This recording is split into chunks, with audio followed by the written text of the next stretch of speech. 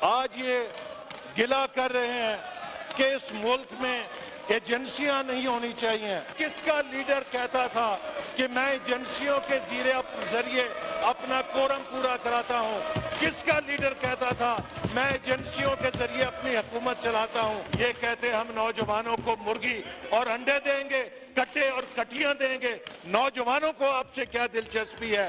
یہ ایک مرحلہ ہے کہ جو اس ایوان کے انتخاب اور چناؤ کے بعد ہم سب نے مل کر طے کیا ہے، اور اس کے بعد پاکستان کے عوام کی نگاہیں اس ایوان کی طرف لگی ہوئی ہیں کہ پاکستان کو جو چیلنجز درپیش ہیں، چاہے وہ سیاسی ہیں، چاہے وہ اقتصادی اور معاشی ہیں، چاہے وہ معاشرتی ہیں، چاہے وہ خارجہ محاذ کے اوپر ہیں، کہ اس ایوان میں جو قوم کے نمائندے ہیں وہ کس طرح ان مسائل کا حل تلاش کرتے ہیں۔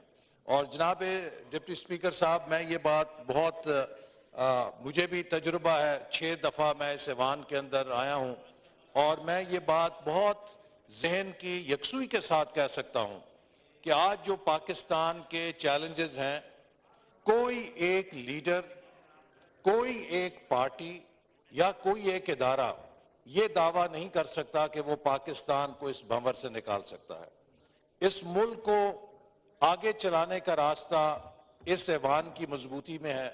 اس ملک کو آگے چلانے کا راستہ پاکستان میں آئین کی سربلندی میں ہے، اور پاکستان میں آئین کی سربلندی اور پارلیمنٹ کی مضبوطی کا انحصار اس ایوان کے اندر موجودہ لوگوں کی ورکنگ ریلیشن شپ کے اوپر ہے۔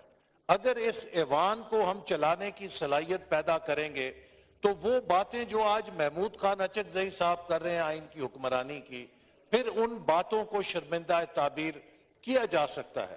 لیکن اگر اس ایوان کے اندر ہم مسلسل محاذ آرائی پولرائزیشن کی سیاست کریں گے تو شاید وہ امیدیں جو قوم نے ہم سے لگائی ہوئی ہیں ہم ان پر بھی پورا نہیں اتر سکیں گے، اور اس ایوان کی اور آئین کی مسلسل بے توقیری کا بھی ذریعہ بنتے جائیں گے۔ میں سمجھتا ہوں کہ ہمارے فاضل ساتھیوں نے جو تقریریں کی، وہ اس میں جو تلخی ہے وہ ان کی وقت کے ساتھ ضرور کم ہوگی، چونکہ اب ان کے اوپر یہ اب ہم انتخابی مہم سے آگے آ کر اس ایوان کے اندر بیٹھ گئے ہیں، جہاں پر اب ہم نے اس ملک کے مسئلوں کا حل تلاش کرنا ہے۔ اس ملک کے مسئلے کوئی باہر سے آ کے حل نہیں کرے گا، اس ایوان کی اجتماعی دانش ہے جس نے اس ملک کے مسائل کو حل کرنا ہے۔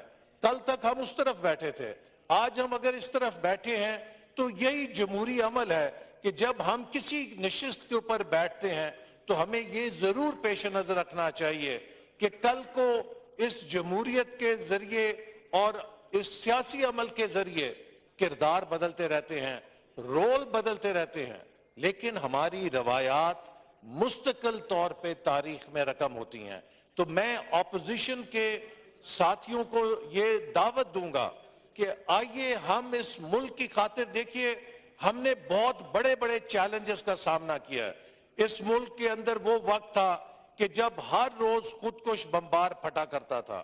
اس ملک کے اندر وہ وقت تھا کہ جب ہر روز اس ملک کے اندر دہشت گردی ہوتی تھی۔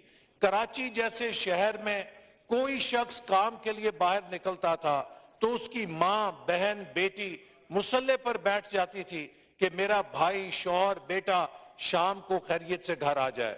ہم نے اس ملک کے اندر بہت برے حالات وہ بھی دیکھے ہیں کہ جب 18 گھنٹے بجلی نہیں ہوتی تھی، لیکن ان سب مسئلوں کو ہم نے اپنی اجتماعی دانش کے ساتھ حل کیا۔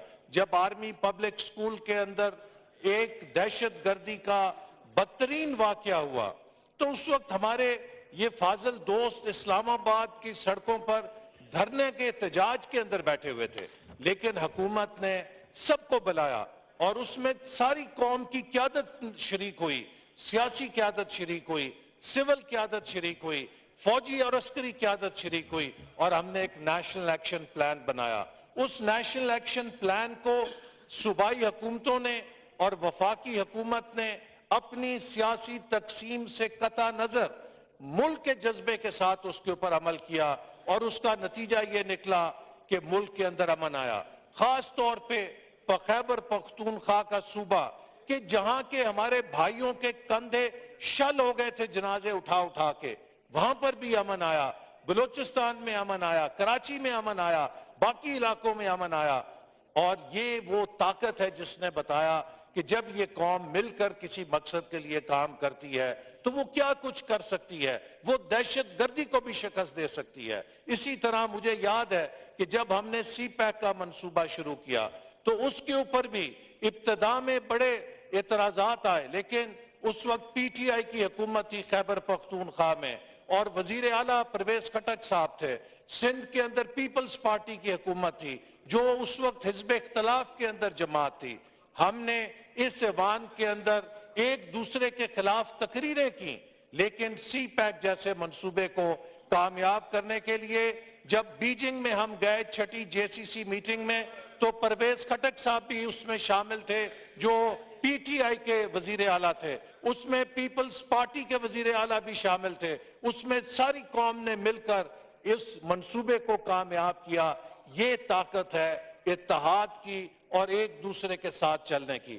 اگر ہم نے ایک دوسرے کو نیچا دکھانے کی سیاست کی تو ہم میں سے شاید کوئی بھی نیچا نہیں ہوگا، لیکن اس ملک کے 24 کروڑ عوام کو ہم نیچا کریں گے، اس ملک کے مستقبل کو ہم نیچا کریں گے۔ جناب اسپیکر، آج سے 24 سال کے بعد اس خطے میں بھارت اور پاکستان دو ملک اپنے آزادی کے 100 سال منا رہے ہوں گے۔ ہمیں آج یہ سوچنا ہے کہ ہمارے نوجوان آج سے 24 سال کے بعد جب تاریخ کا سامنا کریں گے تو جب بھارت کے نوجوان 100 سال کے بعد کہیں گے کہ ہم نے بھارت کو دوسری یا تیسری بڑی معیشت بنا دیا، تو ہمارے نوجوان اس وقت تاریخ کا سامنا کس اعتماد کے ساتھ کریں گے؟ اور اگر ہم نے اگلے 24 سال کے سفر کو محفوظ کرنا ہے تو اگلے 5 سالوں کے اندر ہم نے مل کر اس کی بنیاد رکھنی ہے۔ اور یہ بنیاد میں پھر کہوں گا کہ اگر کسی کے ذہن میں یہ سوچ ہے کہ کوئی ایک لیڈر، کوئی ایک پارٹی یا کوئی ایک ادارہ تنہا کر سکتا ہے، تو میرے نزدیک اس کو اپنا علاج کرانا چاہیے، چونکہ یہ ملک اگر آگے چل سکتا ہے تو یہ ایک دوسرے کے ساتھ مل کر چل سکتا ہے۔ یہ ملک اگر کامیاب ہو سکتا ہے تو یہ پاور آف کانفلکٹ کے ذریعے نہیں، یہ پاور آف کولیبریشن کے ذریعے کامیاب ہو سکتا ہے۔ تو ہمیں جہاں پہ ایک دوسرے کے ساتھ کمپیٹ کرنا ہے، ہم اپنی سیاست کے لیے ایک دوسرے سے کمپیٹ کریں، لیکن جہاں اس ملک کا مفاد ہوگا وہاں پر ہمیں ایک دوسرے کے ساتھ کولیبریٹ کرنا ہوگا۔ ہمیں ایک دوسرے کے ساتھ قدم سے قدم اور آواز سے آواز ملا کر اس ملک کے عوام اور اس ملک کے مستقبل کے لیے کام کرنا ہوگا۔ دیکھیے، بہت سی باتیں یہاں پر کی گئیں، میں نہیں چاہتا کہ آج کے اس ماحول کو تلخ کیا جائے۔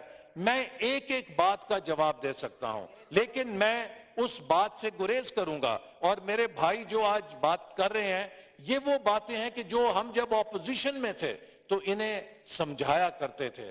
میں خود نشانہ بنا ہوں اس دور کا کہ جب میرے اوپر اور ہماری پوری پارٹی کی قیادت کے اوپر جھوٹے مقدمے بنائے گئے۔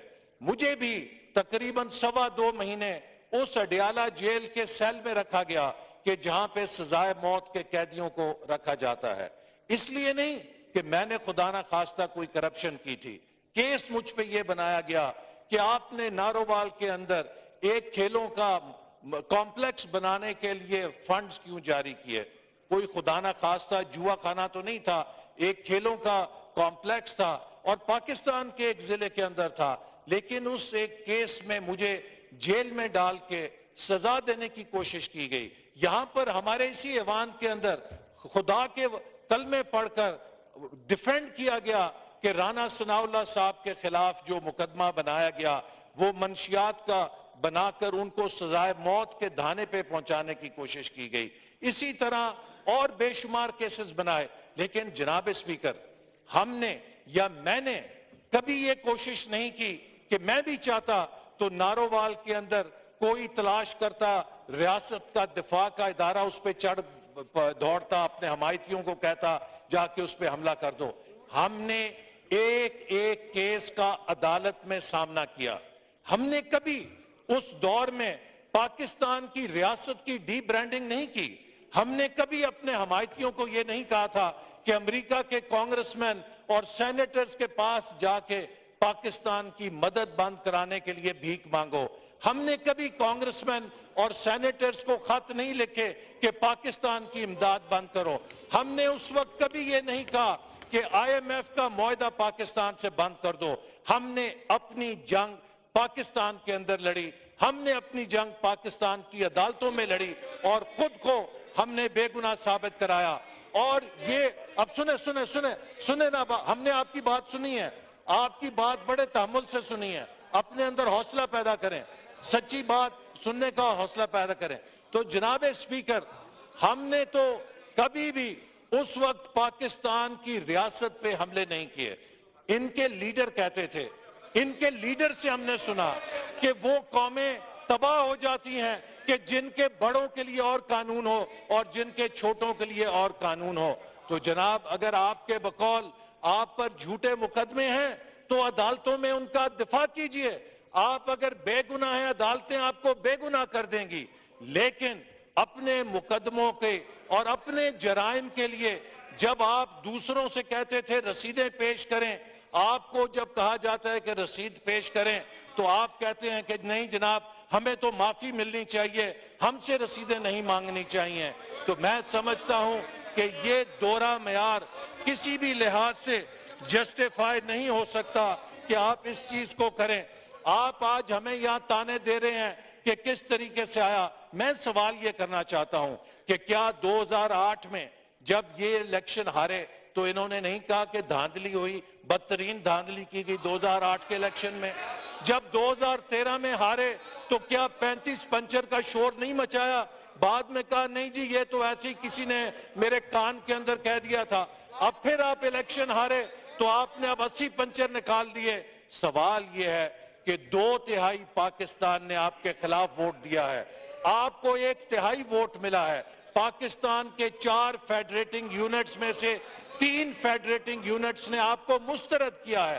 لہٰذا آپ کا جو مینڈیٹ ہے اس کے مطابق آپ اپنے مینڈیٹ کی خدمت کریں اور اس ملک کے نظام کو, اگر آپ یہاں پہ دھمکیاں دیں گے, آپ یہاں پر یہ کہنا چاہیں گے کہ ہم اس ایوان کو چلنے نہیں دیں گے, تو معاف کیجئے, یہ ایوان آپ کی پراپرٹی نہیں, یہ 24 کروڑ عوام کی پراپرٹی ہے.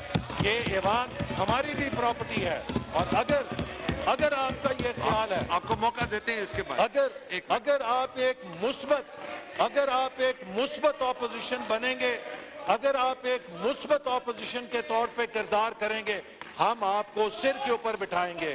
اس لیے کہ اپوزیشن جمہوریت کا حصہ ہے.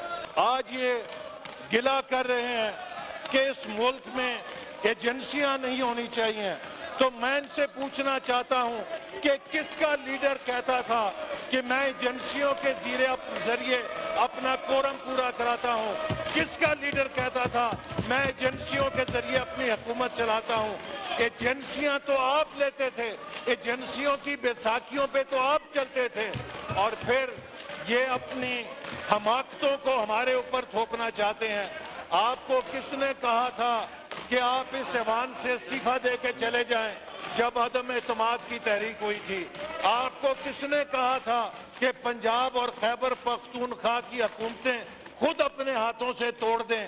حماقتیں خود کرتے ہیں اور اس کی سزا قوم کو دینا چاہتے ہیں. لہٰذا میں ان کو التجا کروں گا کہ اب مزید حماقتیں نہ کریں, مزید حماقتیں نہ کریں, اور اس ملک کے اندر اب اس ملک کو چلانے کے لیے اپنا مثبت کردار ادا کریں.